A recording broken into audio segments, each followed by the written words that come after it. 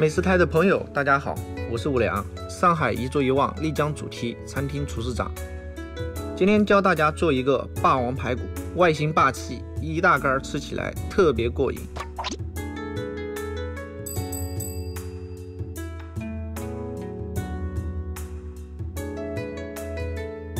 选这种一整块弓形的排骨，只需要稍稍切掉瘦肉部分即可。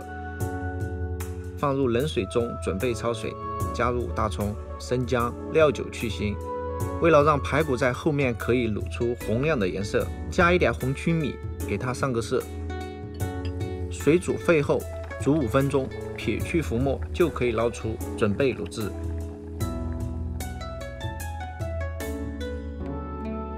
今天教大家一个简单的滇式卤水，先炒香料，再炒糖水。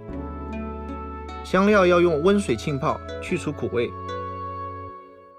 用掉的香料也很家常，八角、桂皮、香叶、小茴香、草果、白蔻、辣椒、花椒，10分钟就可以沥干。开大火，等锅烧热，倒入香料，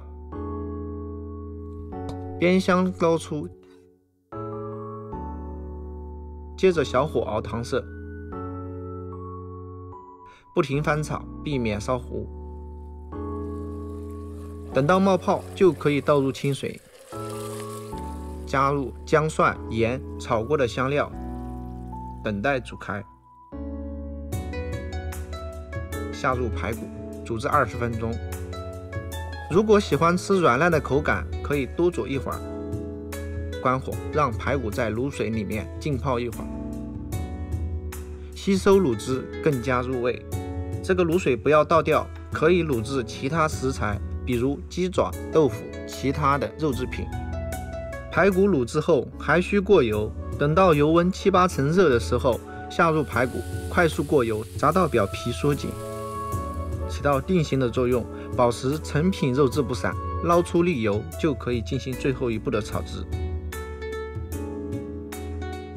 锅中留少许底油，爆香花椒、干辣椒、姜蒜末，下入切碎的油豆豉，稍稍翻炒，加彩椒丁和芹菜丁，再加盐调味，翻炒均匀，下入排骨，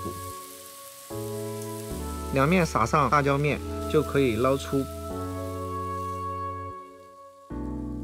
炒料里面继续加入葱花翻炒，浇在排骨上面，这样一道豪气冲天的霸王排骨就做好了。吃的时候一整根倍儿过瘾。